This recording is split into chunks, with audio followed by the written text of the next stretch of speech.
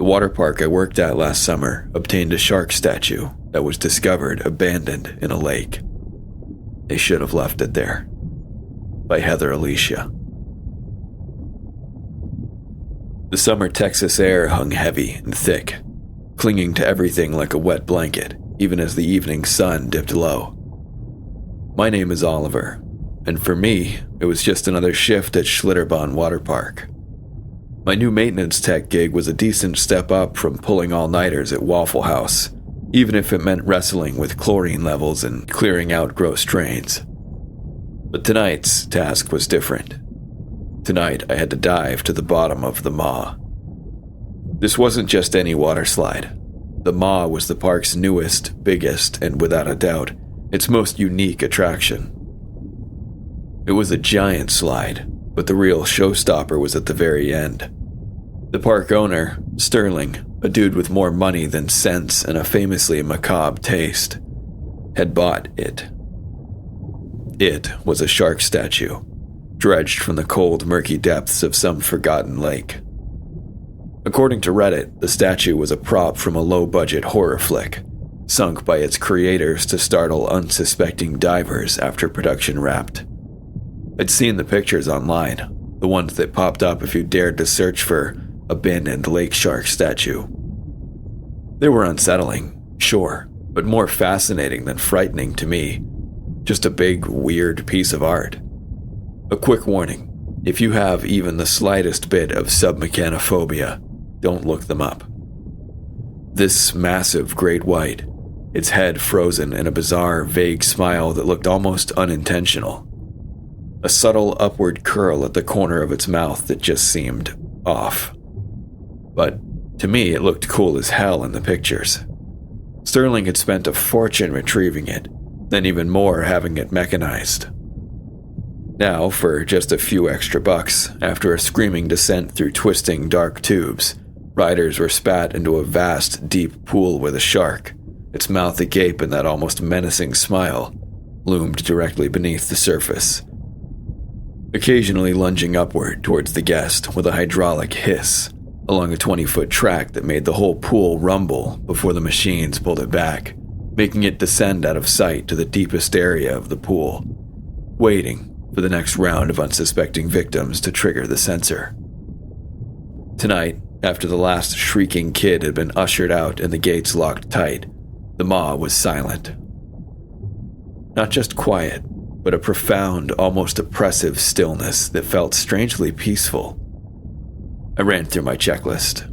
Filters, pressure gauges, and then the shark itself. The most critical sensor was acting up, meaning I had to get in the pool and check its housing. I grabbed my dive gear, feeling a pleasant calm. Just another Tuesday night. I strapped on my dive mask and adjusted the regulator. The hiss of my own breath a steady, comforting rhythm in my ears. The pool water, usually a chaotic riot of splashing, was perfectly still, reflecting the distant park lights like scattered diamonds. I pushed off the edge, sinking smoothly into the cool, chlorinated embrace. The world above vanished in a ripple, leaving me suspended in a dim, watery silence. As I descended, the surface light gradually dimmed, the familiar blue-green deepening to an inky black. I flicked on my dive light, the beam cutting a crisp, clear path through the gloom. And then, there it was. The shark itself. I'd seen it 100 times from the surface, as well as the photos online, but being eye level with it underwater was different. It was huge, dwarfing me, but still just a statue. Its cold, unseeing eyes, twin black voids, didn't bother me, but that smile. So odd, that faint, almost evil-like curl at the corners of its mouth. I figured it was just how the mold settled, a trick of the artist's hand. It seemed to expand slightly in the low light, but that was just the water, the lack of real vision. A mild curiosity and nothing more. At least, that's what I told myself. I forced myself to focus, kicking slowly, deliberately towards the shark's head. The faulty sensor was located near its jawline.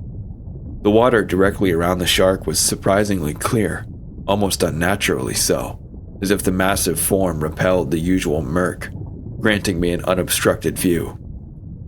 As I drew closer, the details sharpened.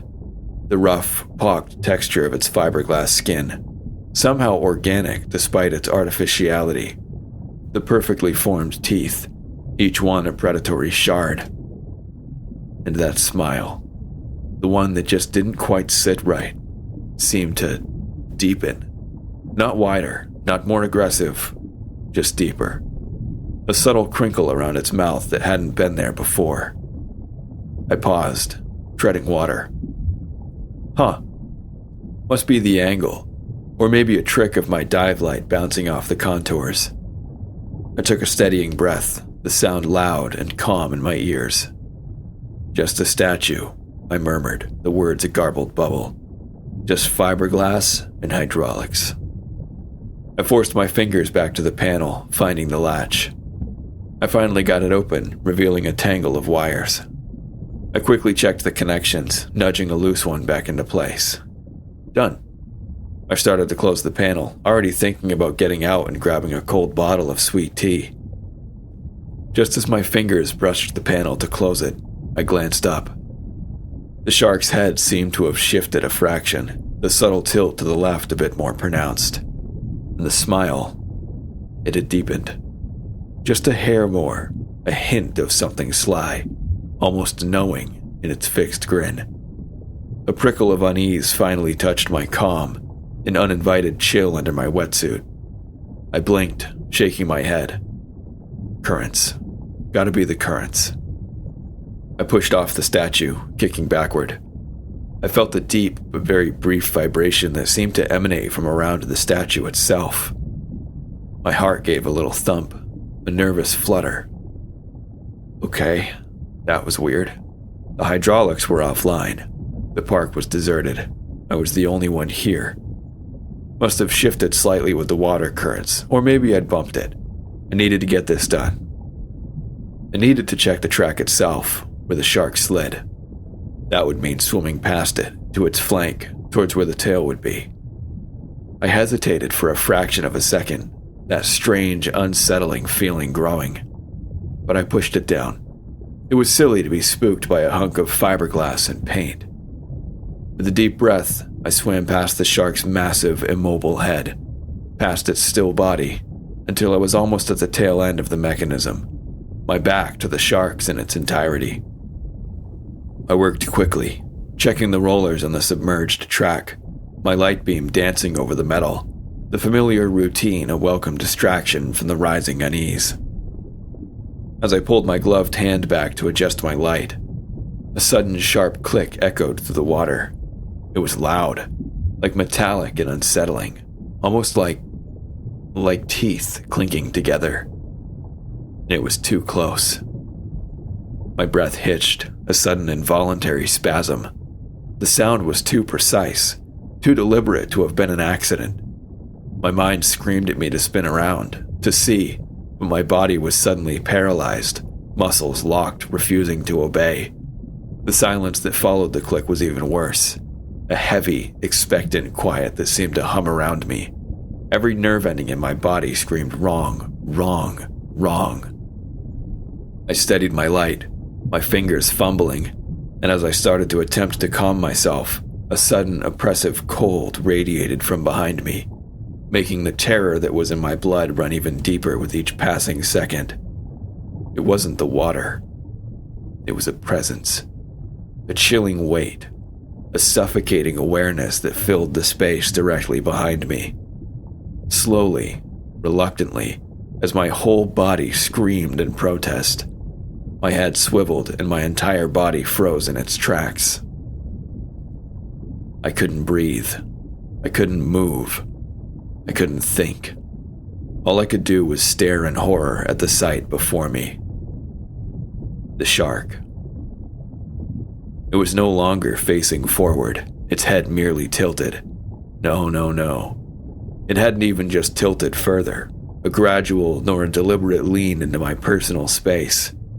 Its entire body was turned completely on its axis, now facing me head on. Its nose was now only a mere 5 feet away from the protective glass of my mask. Its mouth, already agape, seemed to widen. A slow, silent stretch of its impossibly broad jaw that swallowed more of the dim light from my beam. The grin was not just vague, deep, or sly anymore. It was a monstrous, impossible rictus of pure, menacing evil.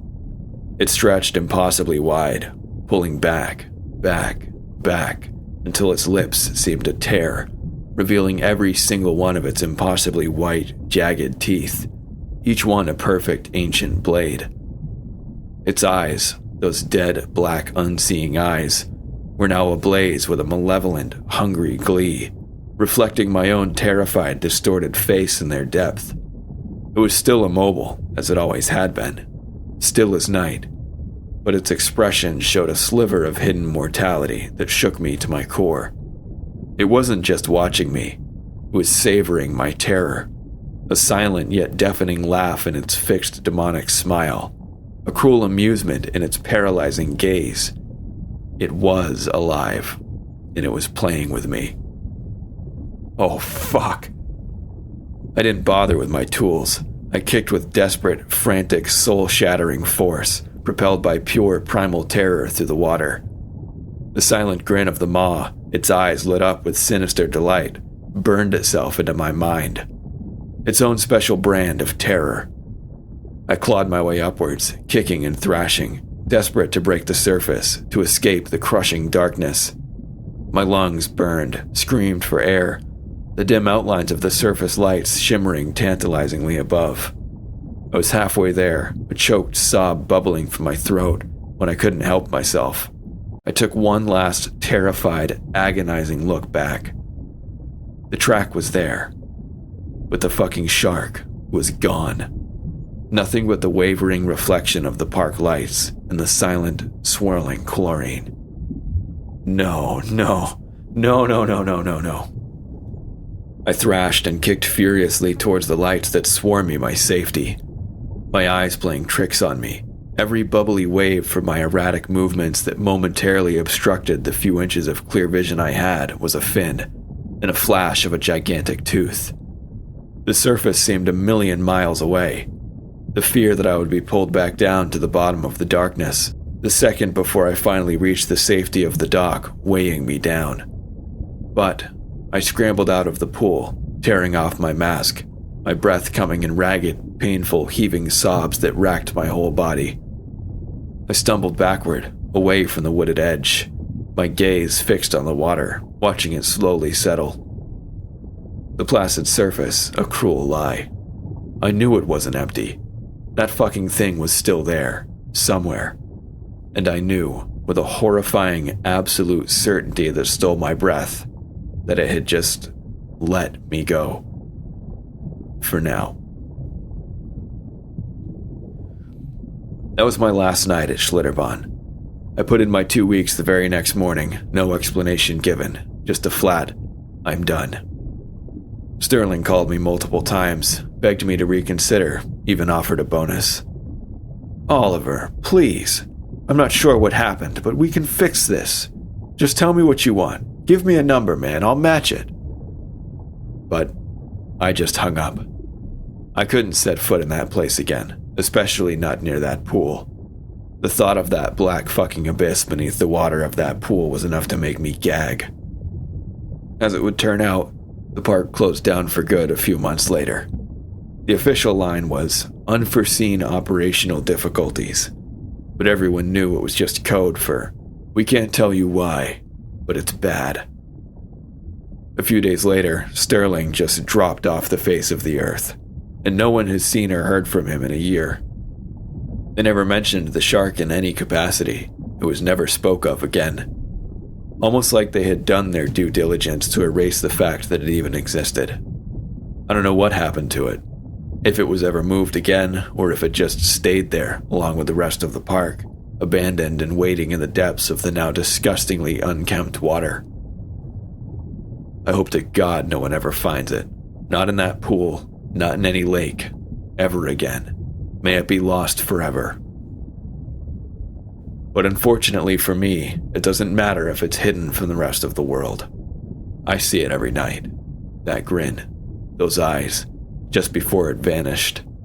It's always there, waiting in the darkest corners of my dreams, bubbling beneath the surface of my consciousness. And now I can't even look at a swimming pool without feeling that cold dread, that lurking predatory presence all around me, watching me. Open water? Forget about it. The world suddenly feels too deep and too full of things that watch you from the dark. Things that hunt you. Things that smile. Edit. Holy shit.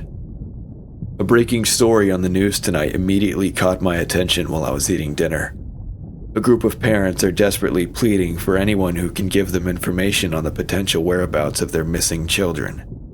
3 teens have been missing since last night. They were last seen by a homeless man, hopping the fence of a local abandoned water park. Thank you guys for listening to this story by Heather Alicia. I hope you enjoyed it. If you did, please like and subscribe. And if you have a story of your own, please email me at awfultoastreads@gmail.com. But until next time, goodbye.